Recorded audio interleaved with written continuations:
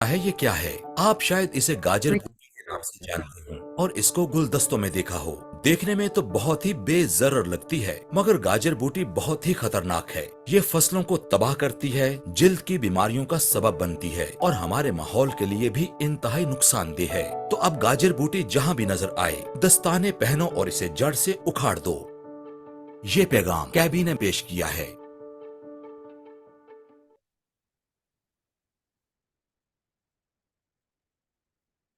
Last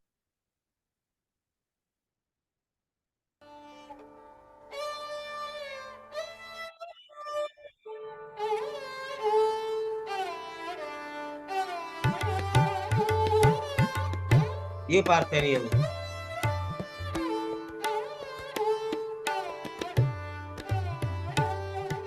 parthenium, जिसको उर्फ़े आम में गाजर बूटी कहा जाता है, इस वक्त पाकिस्तान की ज़राअत को घेरने के चक्कर में है।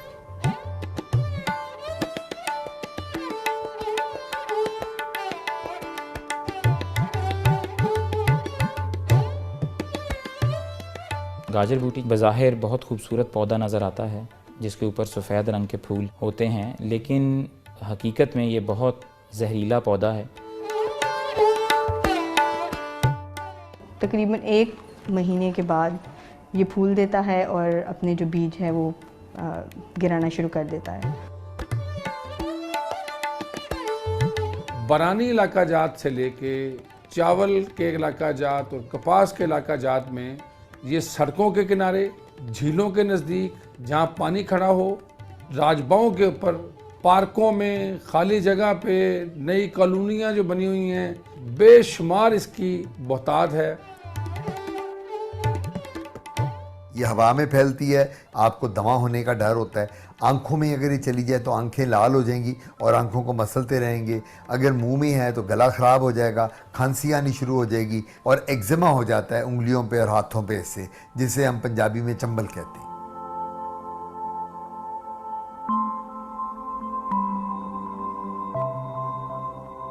बरसात का मौसम इसके लिए बहुत मुनासिब है, उसमें इसकी बढ़ोतरी बहुत तेज़ी से होती है। ये 2 हफ्तों के अंदर अंदर ही 1 से 1.5 मीटर कद हासिल कर लेती है। इसको थोड़ी सी नमी और थोड़ी सी मुनासिब ज़मीन की ज़रूरत होती है और उस थोड़ी सी नमी में ही ये अपने उगाव कर लेती है। ये पुराने ज़माने में ऑस्ट्रेलिया में सबसे पहले पाई गई और अब ऑस्ट्रेलिया के बाद आहिस्ता आहिस्ता इंडिया में, पाकिस्तान में, बांग्लादेश, श्रीलंका, बाकी ममालिक में भी ये फैल रही है। जो आम जड़ी बूटियाँ होती हैं उनको तो हम जानवरों को बतौर चारा इस्तेमाल करवा देते हैं। कुछ वीड्स ऐसी भी होती हैं जिसको हम खुद इस्तेमाल कर लेते हैं, कुकिंग कर लेते हैं या एज ए मेडिसिन यूज़ कर लेते हैं। लेकिन ये एक ऐसी जड़ी बूटी है कि जिसका कोई यूज़ नहीं है।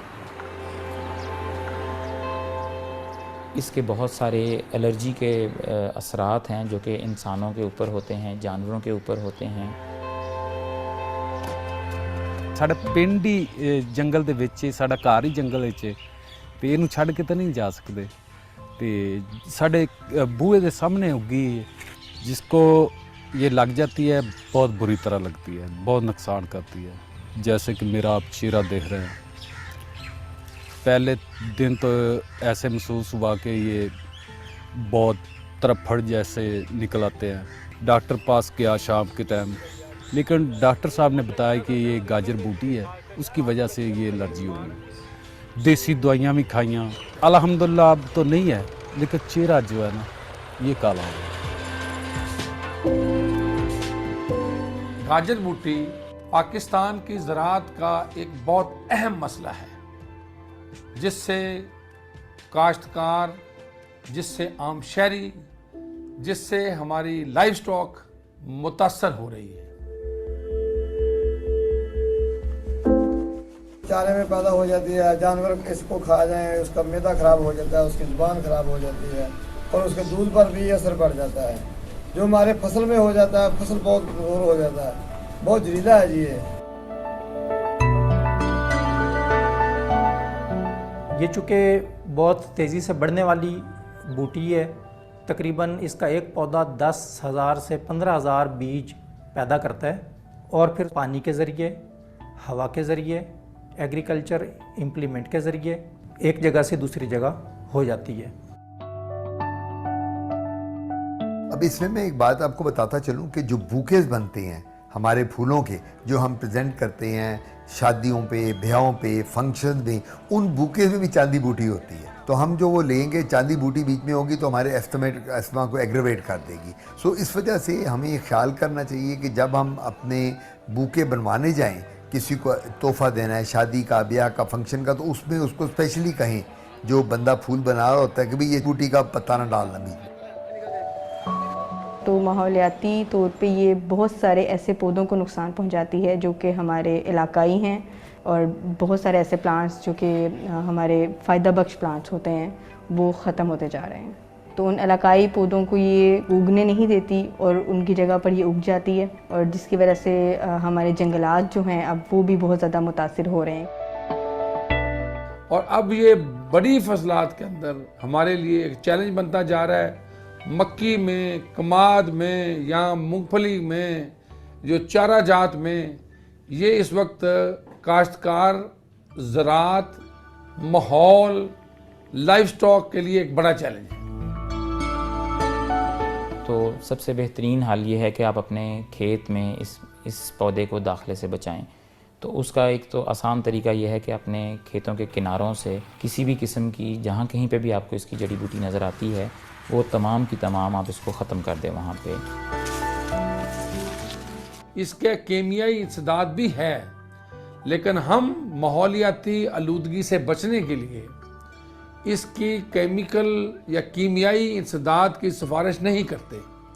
महकमा ज़राअत तोसी पंजाब में ख़ास तौर पे इसकी तल्फी के लिए मुहिम चला रहा है। कैबी हयातियाती तरीका कंट्रोल के ऊपर काम कर रहे हैं।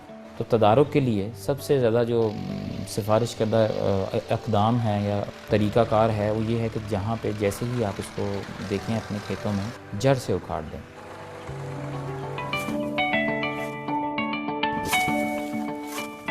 काश्तकारों को, आम शहरियों को और जो हमारी सिविल सोसाइटी के लोग हैं, इनको मिलकर इसका मुकाबला करना चाहिए और इस चैलेंज को इज्तिमाई ताकत के साथ ख़त्म करना चाहिए। गाजर बूटी जहां नजर आए दस्ताने पहने और इसको जड़ से उखाड़ दें।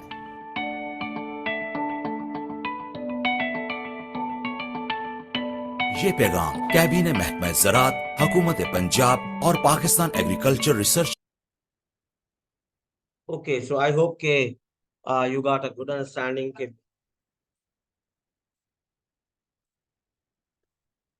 ये कहाँ से आई। तो याद रखने वाली जो चीजें थी इसके अंदर वो 2-3 थी कि भाई ये क्या करता है जब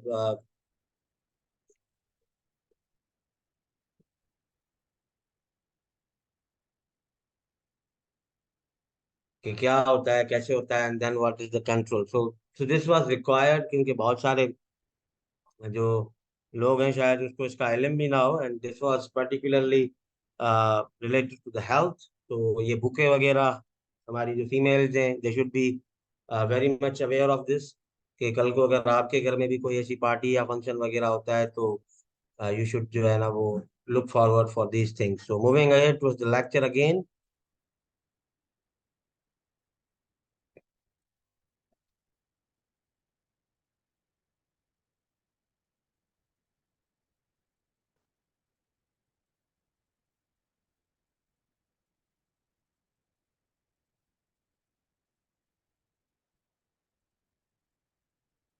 ओके, सो बात कर रहे थे हम जहाँ पर ये पार्थेनियम को डिस्कस करने की जरूरत पड़ी तो वो यही थी कि भाई इंट्रोड्यूस्ड और एक्सोटिक जो वीड्स होते हैं वहां पर जो है वो इसको जो है वो इंट्रोड्यूस करवाया गया था। और जैसे वीडियो में आपने बात देखी कि भाई ये ऑस्ट्रेलिया में सबसे पहले देखी गई थी।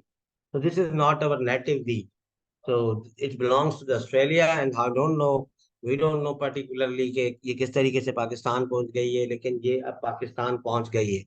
So this is all about the exotic weed species. Okay, आगे चलते हैं। जो कि वीड्स की सबसे बड़ी क्लासिफिकेशन है और जिस तरीके से जो है वो हम आमतौर पर जिसको ऊपर जो है वो काम कर रहे होते हैं वो होती है कि उनके लीफ के शेप के ऊपर जो है वो उनको क्लासिफाई किया जाता है। तो लीफ के शेप की बुनियाद के ऊपर जो है वो वीड्स को दो हिस्सों में तकसीम किया गया है। एक है आपके ब्रॉड लीफ वीड्स, ठीक है, और दूसरे होते हैं नैरो लीफ वीड्स, जिसको हम कहते हैं जो है ना वो चौड़े पत्ते वाले और जो है ना वो पतले पत्ते वाले। So this is the technical classification. जैसे इसका नाम है कि भाई इसके जो लीव्स होते हैं वो वाइडर होते हैं, ठीक है। आपको ऐसे नहीं लगेगा कि ये कोई ग्रास है, ये घास की तरह नहीं दिखते। ये जो वीड्स हैं वो घास की तरह जो है वो नहीं दिखते। Particularly they look like a plant, ठीक है, और ये प्लांट होती है। और इनकी लीव्स को अगर आप गौर से देखेंगे तो इनकी जो विंग्स होती हैं वो ब्रांच्ड होती हैं या नेट लाइक होती है, जैसे आमतौर पर हमारे प्लांट्स के अंदर होता है। और इनके जो स्टेम्स होते हैं वो थोड़े हार्ड होते हैं, ठीक है, राउंड भी हो सकते हैं। और इनके अंदर ये सलाहियत होती है कि भाई ये क्या कर सकते हैं, ये फ्लावर्स भी स्प्राउट कर सकते हैं। तो कॉमनली अगर हमारी लोकल लैंग्वेज में देखा जाए तो इनके नेम्स चेंज होते हैं, और इंग्लिश में देखा जाए तो इनके नेम्स चेंज होते हैं। तो कॉमन जो एग्जांपल है ब्रॉड लीफ वीड्स की, उसके अंदर आपके लिए जो सबसे पहले आ जाता है वो नाड़ो है, ठीक है, जिसको उर्दू में लैली भी बोला जाता है। और इसका जो इंग्लिश वर्ड है वो है फील्ड बाइंड वीड, ठीक है। देन वी हैव जंगली पालक, ठीक है। I have written this in Roman because मेरे पास हिंदी कीबोर्ड नहीं था, so I have to use the Roman. और आप सारे वैसे भी यूज टू हैं मैसेज वाली लैंग्वेज से, तो आपको ये समझ आ जाएगा। तो उसके बाद जो दूसरा आता है इसका वो आता है जंगली पालक, ठीक है। अब पालक का भी अगर आपने लीफ देखा होगा तो वो इतना नैरो नहीं होता, वो थोड़ा चौड़ा होता है। सो देयर इज द जंगली पालक ऑल्सो, और इसको ये कहा जाता है इंग्लिश में, इसका नाम है शीप सॉरल। तो इनको आप जाके गूगल जब करेंगे इनके इंग्लिश नेम के साथ तो ये सारी की सारी चीजें जो है वो आपको मिल जाएंगी। तीसरे नंबर पे आ जाती है सिंज, ठीक है। तो Synge is practically associated with the wheat, ठीक है, जंगली पालक भी वीट का है। और इसके बाद आ जाती है बिली बूटी, ठीक है, हम इसको हिंदी में कहते हैं बिली बूटी। तो ये बिली बूटी इसको क्यों कहा जाता है आई डोंट नो, बल्कि इसका जो इंग्लिश नेम है वो है ब्लू पेम्परनल, ठीक है। तो ये वो सारे के सारे वीट के टाइप्स हैं जो ब्रॉड लीफ होते हैं। अब याद रखें ब्रॉड लीफ और नैरो लीफ अलग अलग है, तो इनका कंट्रोल भी अलग अलग होता है। और इनको कंट्रोल करने के जो मेजर्स हैं वो भी जो है वो आपको अलग अलग जो है वो तरीके से जो है वो देखने पड़ते हैं। Then we have a narrow leaf weeds. अब जैसे इनका नाम है ऐसे ही इसकी जो है वो पहचान है कि भाई इनका जो पत्ता होता है वो चौड़ा नहीं होता बल्कि वो तंग होता है। और नैरो लीफ वीड्स जो है वो वीड्स होते हैं जो कि आमतौर पर जो है जो स्लेंडरी शेप के होते हैं, थोड़े से लंबे होते हैं। और उनके जो लीव्स हैं वो चौड़े होने के बजाय लंबे हो जाते हैं। ये जो वीड्स हैं नैरो लीफ वीड्स जो होते हैं ये पर्टिकुलरली आपको ग्रास की तरह दिखेंगे, जैसे घास होती है उसी तरीके से जो है वो आपको दिखेगी। नैरो लीफ वीड्स का सबसे कॉमन एग्जांपल है हमारी जो ग्रास है, ठीक है ना, जो हम अपने लॉन्स वगैरह में लगाते हैं, जैसे पानसिंगी में छबर जाना है। It's a weed particularly. देखें वही बंदा वो कह रहा था कि बहुत सारे वीड्स ऐसे हैं जो कि हम जानवरों को खिलाते हैं, बहुत सारे वीड्स ऐसे हैं जो हम एज ए मेडिसिन यूज करते हैं, उनको पका के भी खाते हैं, ठीक है। तो ये जो आपका जो है ये जो साग है ये क्या है, ये भी पर्टिकुलरली अगर आप वीट में देखेंगे तो ये भी एक वीड ही है। लेकिन अगर आप उसको ब्रासिका को खुद ही कल्टीवेट करते हैं तो वो एज अ मेजर क्रॉप बन जाती है। तो ये जो टाइप्स है सावड़ी हो गया, छबर हो गई, धनक है, जंगली जवी है, these all four are the types of the narrow leaf weeds. तो आमतौर पर जो क्लासिफिकेशन यूज होती है वो ये दोनों में होती है, one is the narrow leaf weeds and other is the broad leaf weeds. अब हम क्या करेंगे वन बाय वन जो है वो हमारी क्रॉप्स के अंदर जो मिलने वाले जो वीड्स हैं उनको जो है वो पढ़ने की कोशिश करेंगे कि भाई क्या होता है, ठीक है। आई आई वॉज ट्राइंग टू जो है ना वो इंक्लूड देयर पिक्चर्स आल्सो, लेकिन वो पिक्चर्स का ये है कि हर जगह पर अपनी अपनी। So I am telling you the names, you should remember the name and try to find it out by yourself. ये आपका पहला असाइनमेंट है हमारी तरफ से, जिसमें आपको जो है ये बताया जाएगा। सो वीट के अंदर देखिए दोनों लगते हैं, एक आपके ब्रॉड लीव्स होते हैं, एक आपके नैरो लीफ लीव्स होते हैं, दोनों लगते हैं। और दोनों के लिए अलग अलग किस्म की सॉरी हेर्बिसाइड को यूज किया जाता है। इवन जो नोजल होती है जिससे आप स्प्रे करते हैं, आपका जो सोल्यूशन है, वो भी हम ये कहते हैं कि भाई नैरो लीफ के लिए आप अलग यूज करें और ब्रॉड लीफ के लिए जो है वो आप अलग यूज करें।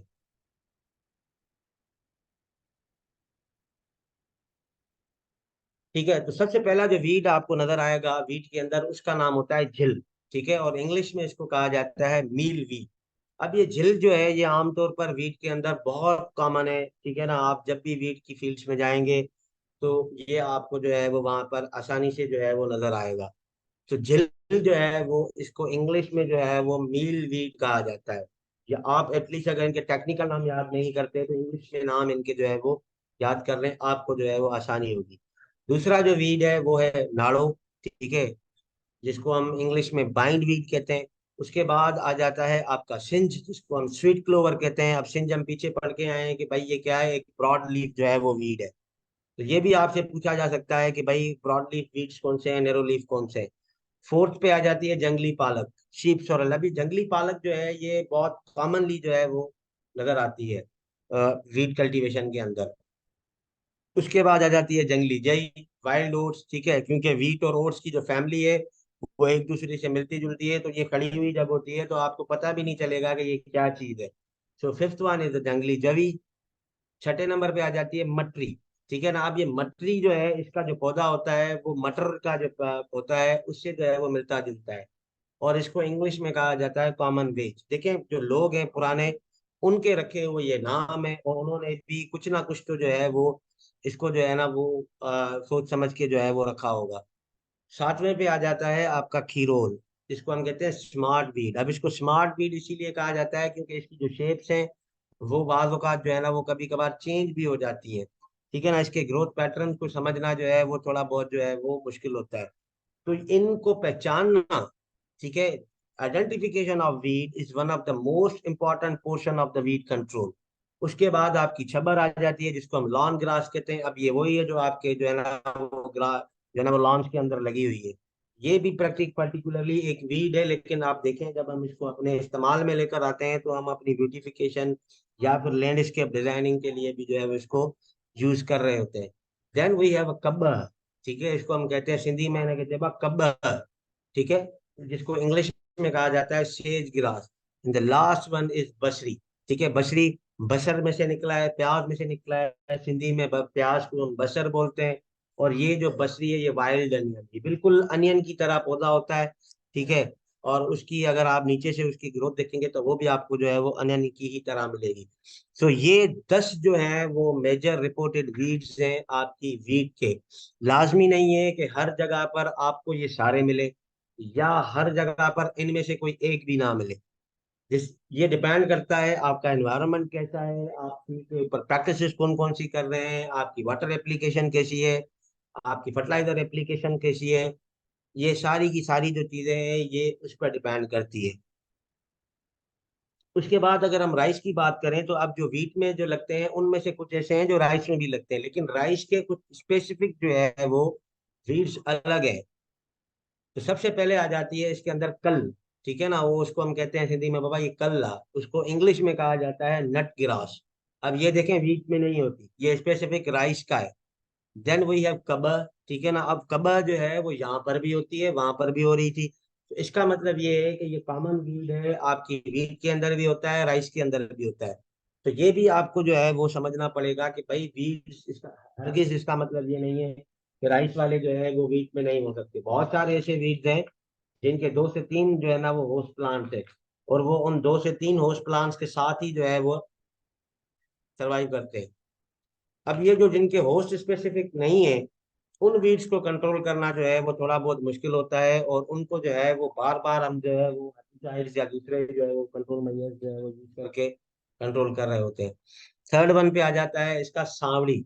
ठीक है ना, जिसको हम कहते हैं जंगल राइस। ठीक है, तो ये पौधा जो होता है वो होता तो राइस की जैसा ही है, लेकिन राइस नहीं होता, इसीलिए इसका नाम जंगल राइस है। और कॉमन लैंग्वेज में इसको कहा जाता है सांवड़ी या सावड़ी बोला जाता है। चौथे नंबर पे आ जाता है वुड, या वुड जगह 5 इसको जो है वो इंग्लिश में कहते हैं बार्न यार्ड ग्रास। फिफ्थ पे आ जाता है आपका सारियाल नाड़ू। देखें, वहां पर जो नाड़ो था वो अलग था, वीट में जो नाड़ो है उसका नाम सिर्फ नाड़ो है। यहाँ पर जो नाड़ो है वो थोड़ा सा चेंज है वही वही फैमिली है, लेकिन उसके जो थोड़े बहुत कैरेक्टरिस्टिक्स हैं वो वीट में लगने वाले से कम है। तो इसीलिए इसको कहा जाता है सारियाल नाड़ू। पर्टिकुलरली राइस की जो फसल है उसको हम सिंधी में कहते हैं सारियूं। तो अगर ये सारियों का जो है वो सारिन जो जिक्र है बाबा, ये मेरी अब लैंग्वेज ही मिक्स हो रही है, आई एम रियली सॉरी, मुझे खुद समझ नहीं आ रहा मैं किस लैंग्वेज में बात कर रहा हूँ। तो ही जो सारियाल नाड़ो आहे, ये जो मतलब यो आहे तो इस सारिन में थींदड़ जो नाड़ो आहे ना वो है, इसका मतलब ये है कि ये जो नाड़ो की इकसाम है वो जो है वो राइस की कल्टीवेशन के अंदर होने वाली जो है वो है। इसके बाद आ जाती है मिर्च बूटी, घूस वीट। अब ये मिर्च बूटी का मतलब क्या है? ये मिर्च बूटी का मतलब जो है वो ये है कि इसकी जो चाहे शेप है या टाइप है ये मिर्च से मिलती जुलती है। देन नंबर 7 पे आ जाता है मोनो। ठीक है ना, अब ये मोनो इसका सिंधी में नाम है लेकिन इसको इंग्लिश में कहा जाता है सेज बुश ग्रास। 8 पे आ जाता है छबर। ये छबर जो को है ना लॉन ग्रास, ये तकरीबन हर जो है ना वो क्रॉप के अंदर आपको जो है ना वो देखने को मिलती है। एंड देन लास्ट पे आ जाता है चियोगा। अब ये चियोगा जो है ये मोस्ट कॉमन है। तो इसके लिए भी मैं आपको यही कहूंगा कि भाई इसके अंदर भी बहुत सारे ऐसे हैं जो कभी कभार होते हैं, बहुत सारे ऐसे हैं जो उसके साथ बहुत जुड़े रहते हैं। तो इनके बाहर नहीं जाएगा कोई भी। ये एक हमारे सबसे बड़े राइटर हैं हमारी यूनिवर्सिटी के, डॉक्टर शमसुद्दीन चुनियो साहब। मैंने उनकी बुक को जो है ये रेफर करके जो है वो लिस्ट बनाई है, क्योंकि वो बहुत एक बड़ा नाम है हमारी जो है वो एग्रीकल्चर के हिसाब से, एग्रोनॉमी के वो चेयरमैन भी रह चुके हैं और फैकल्टी ऑफ क्रॉप प्रोडक्शन के डीन भी रह चुके हैं। तो उनकी एक किताब है सिंध जा फसल आई उन्हनि जो गंद गा। ठीक है, वो बुक आप पढ़ लें। अगर आपको जो है वो कमांड हासिल करनी है on to the weeds, I will suggest you to go and read that book. ठीक है, रोशनी पब्लिकेशंस की तरफ से वो बुक है, छापी गई है उनकी तरफ से। इसके अंदर उन्होंने सारी चीजें बताई हैं कि कौन सी कब निकलती है। मेरे पास जो है क्योंकि जो है ना वो टाइम फ्रेम जो है वो इतना इंपॉर्टेंट है, और ये कोई इतना ज्यादा हाई फाई किस्म का जो है वो टॉपिक नहीं है। कोई एग्रोनॉमी के जो मेजर वाले लोग हैं उनको इस पे जो है वो बहुत ज्यादा पढ़ाया जाता है। तो I will go as much as required. अगर किसी को ज्यादा पढ़ना है तो मैं आपको सोर्स बता रहा हूँ, शमसुद्दीन साहब की बुक है सिंध दा फसल है उन्हें जो गंदगा। You go and buy that out and learn more by yourselves. Then आ जाता है हमारा शुगर केन। शुगर केन की अगर हम बात करें तो सबसे पहले शुगर केन के अंदर कब्र का जो है वो अटैक होता है। देन वी हैव छबर और lawn grass in this also, मैंने आपको बताया कि ये हर जगह पर लगती है। देन वी हैव सावड़ी आल्सो, जंगल राइस जिसको हम कहते हैं। देन हेयर बोट आल्सो, बोट यहाँ पर भी है, वीट के अंदर नहीं था लेकिन राइस के अंदर भी था। देन वी हैव नाड़ो बाइंड वीट। अब ये जो नाड़ो है वो पिछले वाले नाड़ो से चेंज है, ये जो वीट में लगने वाला नाड़ो है वही है। देन वी हैव लूणक। अब ये लूणक जो है दिस इज समथिंग न्यू। ठीक है, ये लूणक आमतौर पर खाई भी जाती है। अगर किसी को पता हो, जो सिंधी टिपिकल जो लोग हैं उनको पता होगा, ये लूणक की सब्जी मार्केट में मिलती है। वही मैं वो बता रहा था बंदा कि बहुत सारे वीट जैसे हैं जो हम खाते भी हैं। तो ये लूणक जो है तो ये ग्रास। इसके बाद मरीडो है, ठीक है ना, वो भी ग्रास है। ठीक है ना, तो वो मरीडो भी हम पर्टिकुलरली, मैंने खुद ये दोनों खाई हुई है, हमारी फैमिली में जो है वो पहले खाई जाती थी जब हम जो है वो we were living in the village. तो वहां पर ये चीजें बहुत ज्यादा होती हैं। तो ये लूणक जो है ये सब्जी के तौर पे भी इस्तेमाल होती है ये वीट पर्टिकुलरली।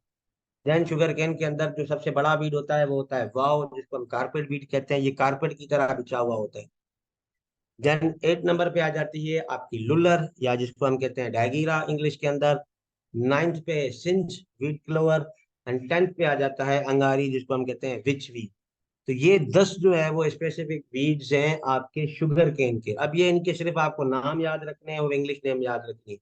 इनके पीछे कोई डिटेल्ड केमिस्ट्री नहीं है, कोई डिटेल जो है वो स्पेसिफिक इनकी इंफॉर्मेशन नहीं है कि मैं आपको जो है वो इसके ऊपर बार बार जो है ना वो कुछ रिपीट करूँ।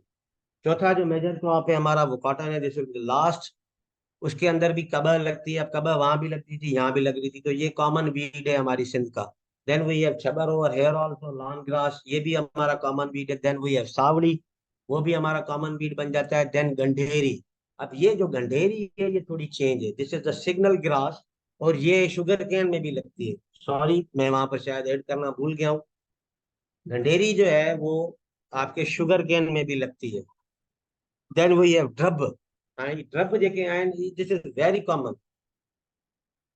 हमारे जो पाथवेज होते हैं या जो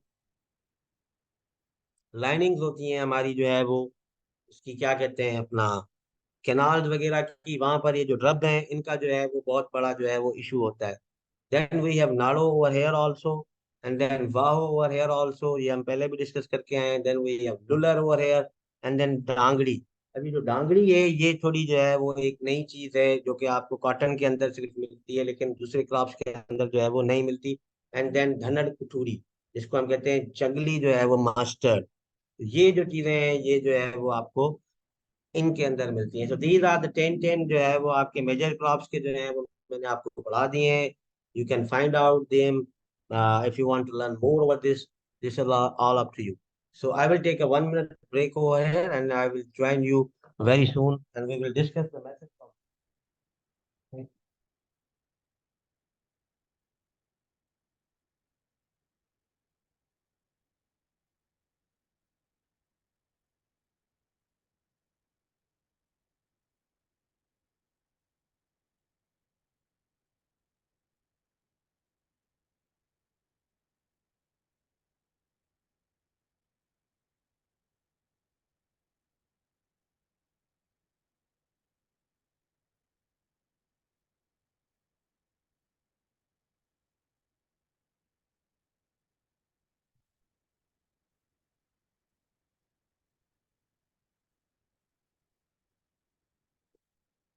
देखिए बीज जो है वो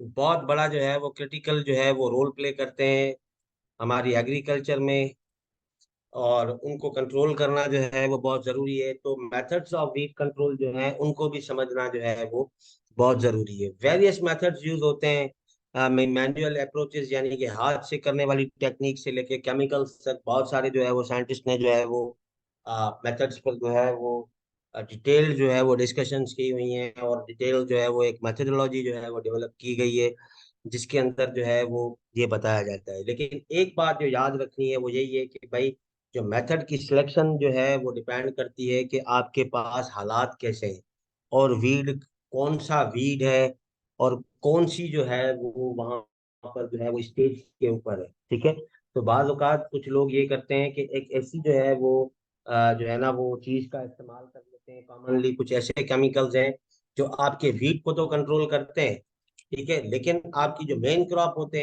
है उसको भी जला देते हैं। ठीक है। तो ऐसा काम नहीं करना, तरीके से जो है वो सोच समझ के जो है वो हमें कदम उठाना पड़ता है। सबसे पहला, वन ऑफ द इजीएस्ट, ठीक है, लेकिन लेबोरियस। इजी भी है, इसमें पैसा भी इन्वॉल्व नहीं होता, इतना ज्यादा टेक्निकल भी नहीं है, लेकिन ये लेबोरियस बहुत ज्यादा है, इसमें मेहनत बहुत ज्यादा होती है। इस कंट्रोल मेथड का नाम है मैनुअल वीट कंट्रोल। मैनुअल का मतलब है हाथ से करना। वीट कंट्रोल जो है वो एक ऐसा मेथड है, मैनुअल वीट कंट्रोल जो है वो एक ऐसा मेथड है जिसके अंदर हम क्या करते हैं, अपने हाथों से जो है वो वीड्स को कंट्रोल करना शुरू कर देते हैं। इसकी दो टाइप्स होती हैं। सबसे पहली टाइप जो है वो है हैंड पुलिंग। हैंड पुलिंग का मतलब ये है कि जैसे पार्थेनियम के लिए कहा जा रहा था कि जहां पर आपको पार्थेनियम नजर आए उसको जड़ से उखाड़े और फेंक दें या जला दें। तो हैंड पुलिंग का मतलब ही यही है कि भाई आप क्या करें, फिजिकली हाथों से पकड़ें और उसको जड़ से निकालें और उसको किसी सेफ जगह पर जाके जो है वो या तो आग लगा दें या डंप कर दें। तो ये एक कॉमन मेथड है वीड्स के लिए। लेकिन इसके लिए ये हो जाता है कि अगर आपका इन्फेक्शन स्मॉल है, ठीक है, 10 से 12 पौधे अगर आपके पास 1 एकड़ में आपको मिल रहे हैं तो वहां पर तो ये चल जाएगा। लेकिन अगर वहां पर बहुत ज्यादा हैवी इन्फेस्टेशन है तो फिर तो ये है कि महीना लग जाएगा आपको जो है ना वो वीड्स कंट्रोल करने के लिए। तो ये याद रखें कि भाई हैंड पुलिंग या मैनुअल वीड कंट्रोल जो है वो इनिशियल स्टेज पे अगर आप कर रहे हैं तो दिस इज वेरी हेल्पफुल। ये आपकी पैसे भी बचाता है, आपकी जो है वो लेबर चार्जेस इसमें थोड़ी इन्वॉल्व होती हैं, लेकिन ये है कि टेक्निकल नहीं है, टाइम कंज्यूमिंग जरूर है, लेकिन लेबोरियस है, इसमें आपको लेबर बहुत ज्यादा चाहिए। तो ये है कि इस मेथड, ये देखें हर किसी के ऊपर भी ये नहीं हो सकता। तो अगर स्मॉल इन्फेस्टेशन है, बहुत छोटी जो है वो एरिया के अंदर कोई इन्फेक्शन हो गया है या वीड्स आउटब्रेक हो गई है तो वहां पर तो ये चल जाएगा, क्योंकि 10-12 पौधे एकड़ में आपने एक एक करके हाथ से निकाल दिया, इट्स ओके। लेकिन अगर इन्फेस्टेशन बहुत ज्यादा है, it's very deep, then you are not going to do this. इसके बाद जो दूसरा होता है वो होता है होइंग। होइंग का मतलब ये है कि खुरपी की मदद से, हैंड हो जो है होती है एक जो है वो टूल है, उसकी मदद से आप क्या करें कि जमीन को जो है वो थोड़ा सा जो है वो खरोच के उसको वीड को जो है वो वहां से काट दे, ठीक है ना। जैसे ये आप पहली तस्वीर में देखें कि उसने हाथ से उसको जड़ से निकाल दिया, and then in the second one the farmer is trying to work it out, ठीक है ना। उसको जो है वो हुई की मदद से जो है वो निकालने की कोशिश कर रहा है। तो आमतौर पर जिसको हम कहते हैं कि भाई गुड अकडोज, ये होइंग वही है कि गुड निकालना। तो इसको टेक्निकल लैंग्वेज में या सिंधी में ये कहते हैं गुड अकडन। तो इसमें आप क्या कर देते हैं, सॉइल को थोड़ा ओपन अप कर लेते हैं, उसमें ये हो जाता है कि आपके जो वीड्स हैं वो भी कट हो जाते हैं। और ये जो है वो अब ये मैन्युअली अगर आप वीड्स को कंट्रोल करना चाहते हैं बाय हैंड कर सकते हैं, या फिर गुडा करे तहाँ कटी सक होता है आप इसको उर्दू में कहा जाता है गोडी निकालना। तो गोडी करके जो है वो आप कर सकते हैं, या फिर आपके पास दूसरा ऑप्शन है वो हैंड पुलिंग है।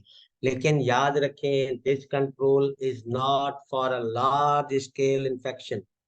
अगर आपके लार्ज स्केल में ह्यूज अमाउंट में वीड आउटब्रेक हो गई है आपकी जमीन के ऊपर, तो ये जो मेथड है ये काम नहीं करेगा, ठीक है। तो this is the manual weed control.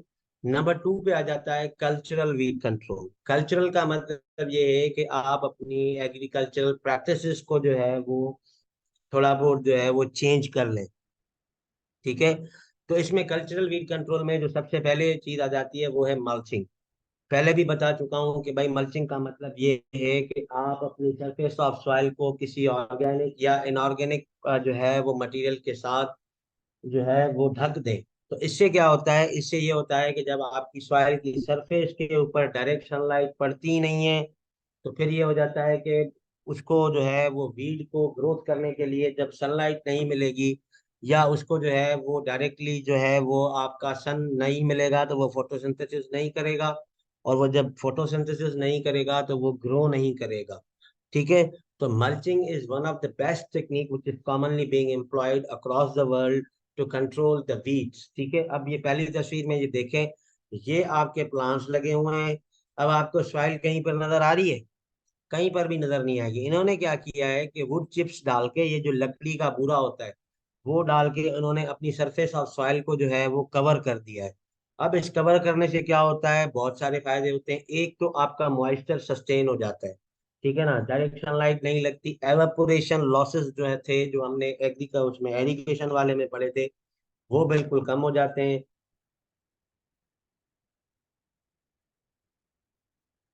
इससे क्या होता है कि वीड को जो है वो जगह नहीं मिलती, ठीक है ना। अगर आप ऐसे इसको खाली छोड़ देते तो ये सारी की सारी जमीन भर जाती। तो mulching is another option. Mulching के बहुत सारे फवायद हैं, उनमें से एक फायदा जो है वो वीड कंट्रोल भी है। Then the next thing and very important thing is crop rotation. जैसे हम पहले पढ़ के आए हैं पिछले ही जो है वो सेशन के अंदर कि भाई बहुत सारे ऐसे वीड्स हैं जो पेरिनियल भी, सॉरी, जो स्पेसिफिक क्रॉप स्पेसिफिक नहीं है। जैसे वो लॉन ग्रास हो गई, नाड़ो हो गया, कब्बा हो गई, ठीक है। अब ये क्योंकि शुगर केन में भी नजर आ रहे थे, व्हीट में भी नजर आ रहे थे, कॉटन में भी नजर आ रहे थे, दूसरी क्रॉप में भी नजर आ रहे थे। तो अब कोशिश ये की जाती है मल्चिंग के हवाले से, सॉरी क्रॉप रोटेशन के हवाले से, कि ऐसी क्रॉप को बार बार कल्टीवेट ना किया जाए, या बैक टू बैक उन क्रॉप्स को जो है वो एक ही जो है वो लैंड के अंदर कल्टीवेट ना किया जाए जिसके अंदर जो है वो वीड सेम हो। तो क्रॉप रोटेशन का ये भी फायदा है कि जब आप क्रॉप की रोटेशन करते हैं तो उससे ये फायदा हो जाता है कि साइकिल टूट जाता है, वीड्स का भी साइकिल टूट जाता है। एक दफा उसको कोई स्पेसिफिक होस्ट मिलेगा, दूसरी दफा नहीं मिलेगा। किसी को कम पानी वाला फसल चाहिए, किसी को ज्यादा पानी वाली जो है वो कंडीशन चाहिए। तो अगर आप जब इनको मिक्स करते रहेंगे तो क्रॉप रोटेशन करने से आपके जो वीड्स हैं वो भी क्या होते हैं, अंडर कंट्रोल रहते हैं, क्योंकि इससे वीड्स के जो ग्रोथ पैटर्न्स हैं वो चेंज हो जाती है। बाज़ औक़ात कुछ क्रॉप ऐसी होती हैं जो बहुत घनी लगती हैं, यानी कि बिल्कुल करीब करीब आप लगाते हैं। बाज़ औक़ात ये हो जाता है कि कोई बहुत दूर लगती है, तो दूर वाले में तो वीड्स की आउटब्रेक बहुत ज्यादा होगी। लेकिन जब आप दूर वाले को फॉलो करेंगे विद द गनिंग क्रॉपिंग या जो डेंस क्रॉपिंग जिसको हम कहते हैं, उसमें ये हो जाता है कि आपकी जो वीड्स की जो आउटब्रेक है वो क्या हो जाती है, कम हो जाती है। Number 3 is very little bit technical. इसको हम कहते हैं मैकेनिकल वीड कंट्रोल, यानी कि किसी इंस्ट्रूमेंट का इस्तेमाल करके, किसी मशीनरी का इस्तेमाल करके आप क्या करें, वीड्स को कंट्रोल करें। तो इसमें आ जाता है, सबसे पहले आ जाती है tillage. Tillage helps very much, ठीक है। याद रखें टिलेज बहुत बड़ा रोल प्ले करता है आपके वीड्स कंट्रोल में। टिलेज के अंदर रोटरी टिलर हो या फिर आपका जो पिलो लेयर को जो ब्रेक करने के लिए जो मैंने उस दिन पढ़ाए थे कि भाई डीप पिलो करें, इन्वर्टेड जो पिलोज हैं जो कि ऊपर वाली जमीन को नीचे लेकर जाते हैं और नीचे वाली को ऊपर लेकर आते हैं, तो उससे क्या हो जाता है कि वीड्स की आउटब्रेक पर बहुत सारा फायदा होता है। और इससे ये होता है कि आपके जो वीड के जो सीड्स हैं वो सरफेस पे आ जाते हैं, एक्सपोज आउट हो जाते हैं, उनको जो है वो परिंदे वगैरह खा लेते हैं, या वो फिर जो है वो वहां पर ही जाया हो जाते हैं। तो ये उन चीजों के लिए अच्छे हैं, टिलिंग करना उन वीड्स के लिए अच्छा है जो एनुअल वीड्स है। लेकिन ये उनके लिए जो है वो बहुत नुकसानकार है जो पेरेनियल वीड्स है।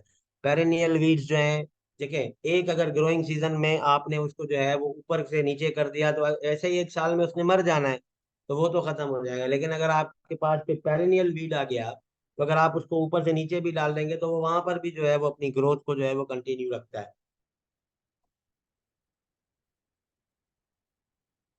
तो इन सब चीजों का जो है वो आपको एक जो है वो आइडिया होना जो है वो जरूरी है। देन द न्यू थिंग जो कि शायद आपके लिए भी नहीं हो, वो होता है फ्लेम बीटिंग। ठीक है। अब ये एक नई जो है वो टेक्निक है जिसमें क्या किया जाता है, प्रोपेन बर्नर्स को यूज किया जाता है। ठीक है ना। ये प्रोपेन बर्नर्स वही आग है जो हम लाइटर्स वगैरह में यूज करते हैं। ठीक है। ये वो वाली आग नहीं है जो तीली लगा दो उसको, नो, ये प्रोपेन बर्नर्स है। ठीक है ना। प्रोपेन जो है वो एक गैस होती है पर्टिकुलरली, जो हम ये जो स्मोकिंग वगैरह के लिए लाइटर्स यूज होते हैं या घर में चूल्हे वगैरह जलाने के लिए जो लाइटर्स यूज होते हैं, इनके अंदर वो जो लिक्विड सा आपको मिलता है वो प्रोपेन होता है पर्टिकुलरली। आजकल तो ये इतनी सारी कैंपिंग वीडियोस बना रहे हैं लोग कि भाई वहां पर जाके कैंपिंग कर ली, गाड़ी में अंदर जो है वो सोलो कैंपिंग कर ली, तो ये चीज आपके लिए नहीं तो नहीं है, मुझे पता है। तो ये वो, तो उनके पास भी जो छोटे छोटे से चूल्हे होते हैं वो प्रोपेन बर्नर्स होते हैं। तो ये एक नई टेक्निक है जिसमें क्या किया जाता है कि हम प्रोपेन बर्नर्स को यूज करते हैं और जितने भी वीड्स आपको जहां पर भी नजर आते हैं उनको वहां पर ही जला छड़ा के खत्म किया जाता है। ये भी उन वीड्स के लिए जो है वो कारामद आ सकती है जो अभी बहुत छोटी है। ठीक है ना। अगर पार्थेनियम को आप देखें तो इतनी बड़ी उसकी पॉपुलेशन है तो वो आग पकड़ लेगी। आमतौर पर देखें खड़ी फसल के अंदर हम आग भी तो नहीं दे सकते हैं, क्या करें। तो जलाना जलाना तो हम चाहते हैं, वैसे भी जलाना अगेंस्ट द एनवायरमेंट है, लेकिन आप क्या कर सकते हैं। तो फ्लेम रीडिंग जो है वो फिर वहां पर ऑप्शन आ जाता है। अब ये देख, जैसे आप ये देख रहे हैं, ये एक पूरा का पूरा जो है वो इनका एक एक्सपेरिमेंट होता है। टेक्निकली वो क्या करते हैं, जहां पर भी कोई वीड दिखा, टॉर्च जलाई एंड देन जो है वो बर्नर को बंद किया, ओके, आग लगा के उसको जो है वो वहीं के वहीं जो है वो खत्म करके छोड़ दिया। तो ये मैकेनिकल जो मेथड्स हैं वीट कंट्रोल के वो ये हैं कि भाई या तो आप टिलेज कर लें। अब टिलेज से ये होता है कि इन्वर्टेड टिलेज जब हम करते हैं, मिनिमम टिलेज का यही नुकसान होता है कि हमारे पास जो वीड्स होते हैं उनकी आउटब्रेक कम नहीं होती। ठीक है। तो जो primary and secondary tillage implement है आप उनको इस्तेमाल करके सॉइल को बहुत डीपली कट कर सकते हैं, लेकिन इन इस टिलेज वाले कंट्रोल से आपके जो एनुअल वीड्स हैं वो तो खातिर ख्वाह जो है वो उनके अंदर कंट्रोल देखने को आता है, लेकिन आपके जो पेरिनियल वीड्स हैं उनके खिलाफ ये जो टिलेज वाला जो मैकेनिज्म है वो भी इतना इफेक्टिव नजर नहीं आता। Then we have the flame weeding. Flame weeding में हम क्या करते हैं कि प्रोपेन बर्नर्स का